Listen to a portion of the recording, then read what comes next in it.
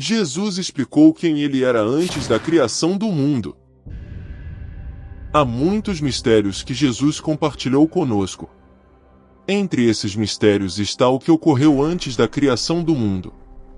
Antes da criação da terra, havia Deus, e Deus tinha majestade com seu Filho. Gênesis conta as histórias de muitos princípios, incluindo a criação do homem e de outras criaturas, mas é claro que Deus não começa aqui. Deus não tem seu princípio narrado na Bíblia. Está escrito que Deus estava presente quando o universo foi criado. Antes da existência do nosso universo, havia algo ou alguém eterno. E a Bíblia deixa claro que essa pessoa é Deus. As passagens bíblicas realmente nos mostram isso em vários versículos ao longo das Escrituras. A Bíblia ensina que Deus é o único ser não criado, sem princípio nem fim, eterno em seu ser. Ele sempre existiu e sempre existirá. Sabemos que, no Evangelho de João, capítulo 1, versículos 1 e 2 está escrito: no princípio era o Verbo, e o Verbo estava com Deus, e o Verbo era Deus. Ele estava no princípio com Deus. Também temos nesse Evangelho a oração mais significativa já feita por Jesus enquanto viveu entre nós. É uma oração poderosa. A oração de Jesus no capítulo 17, um dos capítulos mais significativos de toda a Bíblia. Enquanto lemos o texto, podemos sentir o próprio pulsar de Jesus ao orar ao seu Pai. A Bíblia está cheia de grandes orações. Ficamos impressionados com a oração de Salomão, a oração de Abraão e a oração de Moisés, mas esta oração é, de longe, a maior registrada na Bíblia. Jesus falou sobre a glória e majestade que ele dividia com Deus Pai antes da existência do mundo. Veja, João capítulo 17 versículos de 1 a 5. Quando Jesus havia falado estas coisas, ele levantou os olhos ao céu em oração e disse: Pai, chegou a hora. Glorifica teu Filho, para que teu Filho também te glorifique. Assim como lhe destes poder e autoridade sobre toda a humanidade, agora, glorifica-o, para que ele possa dar vida eterna a todos aqueles que lhe destes, para serem seus de forma permanente e eterna. Agora, esta é a vida eterna, que eles possam te conhecer, o único Deus verdadeiro e supremo, e da mesma forma, conhecer Jesus como Cristo, que tu enviaste. Eu te glorifiquei aqui na terra, completando a obra que me destes para fazer. Agora, Pai, glorifica-me juntamente contigo, com a glória e majestade que eu tinha contigo antes que o mundo existisse. Em Gênesis capítulo 1, o singular, El, é substituído pelo plural Elohim, que significa 3 ou mais deuses. Como resultado, a primeira frase da Bíblia, Gênesis, usa um substantivo no plural com um verbo no singular. Alguém poderia argumentar que está gramaticalmente incorreto, mas teologicamente correto, implicando que Deus é trino. A verdadeira oração frequentemente revela o ser mais íntimo de uma pessoa.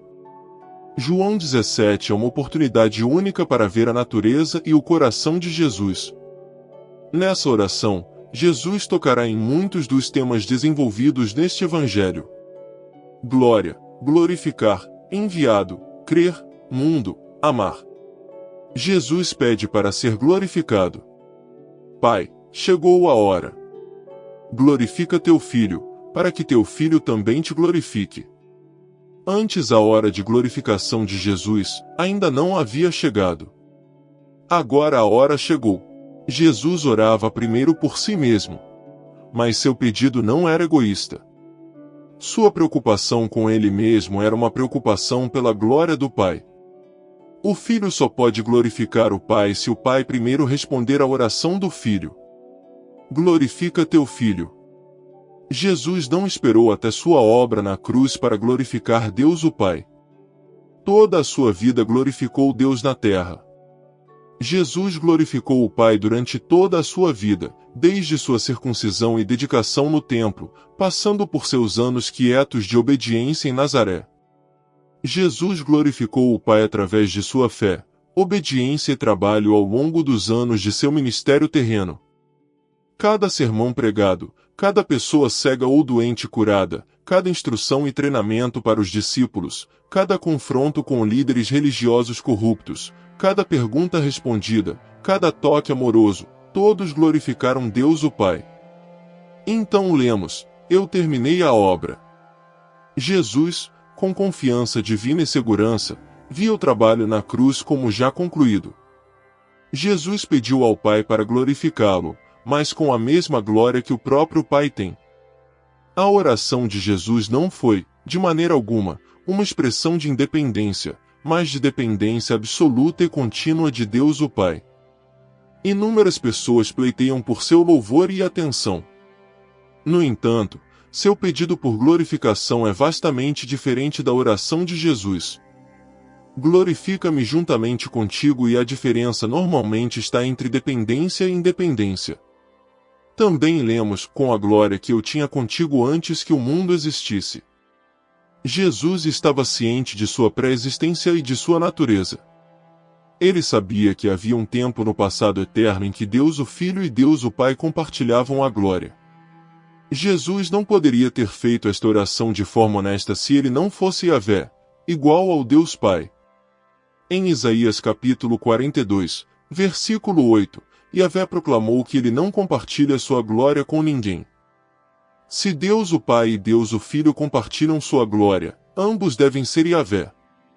O comentarista bíblico observou: ele tinha um pedido principal, que o Pai o receberia de volta a glória que ele tinha abandonado para cumprir sua tarefa. Esse pedido para um retorno à sua glória imaculada implica inequivocamente sua pré-existência e igualdade com o Pai. Confirma sua afirmação de que ele e o Pai são um. João capítulo 10, versículo 30. O Evangelho de João enfatizou a glória de Jesus ao longo de seu registro. João teve o cuidado de registrar as muitas formas como Jesus se referia à sua própria glória nesta oração. Os eventos que levaram à crucificação começaram com a traição. A frase "agora o Filho do Homem é glorificado" refere-se à razão pela qual Jesus veio ao mundo. Ele morreria e então seria ressuscitado dos mortos como uma expiação substituta. O Filho glorificaria o Pai e o Pai glorificaria o Filho. Eles promoveriam a glória um do outro. Destacar a grandeza de Deus é, de fato, o que os cristãos são chamados a fazer. Tudo o que fazemos em pensamento, palavra e ação é para a glória de Deus. Jesus não ora apenas por si mesmo, ele ora por nós. Em João, capítulo 17, versículo 24, Jesus diz: Pai, aqueles que me destes quero que, onde eu estiver, também eles estejam comigo, para que vejam a minha glória que me destes, porque tu me amaste antes da fundação do mundo. Tudo que somos ou nos tornamos em nossas vidas espirituais, devemos tudo ao Salvador que se entregou por nós, que orou por nós para que pudéssemos ser um com Ele e nos deu um padrão tão lindo para seguir em nossas próprias vidas de oração. No final, vemos Jesus em sua glória novamente no livro do Apocalipse. No livro do Apocalipse, João foi chamado a documentar as coisas que ele tinha visto. João vê um Jesus poderoso que não se compara a qualquer outro homem. Apocalipse 1, 12 e 13. E virei-me para ver quem falava comigo. E, virando-me, vi 7 castiçais de ouro, e no meio dos 7 castiçais um semelhante ao Filho do Homem, vestido até aos pés de uma roupa comprida, e cingido pelos peitos com um cinto de ouro. Era Jesus. João tinha visto o Filho do Homem, o Rei e Senhor Jesus Cristo. João descreveu a voz alta que ele ouviu como distinta e impressionante como o som de uma trombeta. A voz poderosa é a do Alfa e Ômega, o primeiro e o último, que está no início e no fim de tudo. Por que Jesus se identificou com esses nomes em Apocalipse 1, 18? Sabemos que era a voz alta de Jesus. O primeiro e o último é o título que pertence ao Senhor, Yahvé, o Deus de Israel. O título Alfa e Ômega tem a mesma ideia de primeiro e último. Esta é uma das passagens do Novo Testamento onde Jesus afirmou claramente ser Deus. Podemos apenas imaginar o que passou pela mente de João enquanto se virava. O som da voz que ele ouviu provavelmente não coincidia perfeitamente com a forma como ele lembrava do som da voz de Jesus. João descreveu como se fosse uma trombeta. Apocalipse 1, 10. No entanto, ele estava ciente de que era Jesus por causa da descrição da voz como o Alfa e o Ômega. Depois de passar tanto tempo com Jesus durante todo o seu ministério na terra, João finalmente teve a oportunidade de encontrá-lo face a face depois de todos esses anos. A veste e o cinto podem evocar imagens do sumo sacerdote da Bíblia, e também podem implicar que Jesus é o sumo sacerdote para o seu povo. A única outra ocorrência de cintos no Apocalipse é o capítulo 15, versículo 6, também dourado, onde é a imagem sacerdotal para anjos no templo celestial. Assim, Jesus aparece não apenas como rei, mas como sacerdote, uma combinação de imagens que se tornou familiar ao povo judeu no período dos Macabeus. João continua. E a sua cabeça e cabelos eram brancos como lã branca, como a neve, e os seus olhos como chama de fogo, e os seus pés, semelhantes a latão reluzente, como se tivessem sido refinados numa fornalha, e a sua voz como a voz de muitas águas. Apocalipse, capítulo 1, versículos 14 e 15. Essa descrição feita por João em Apocalipse é semelhante à que se encontra no livro do profeta Daniel, capítulo 10, versículos 5 e 6.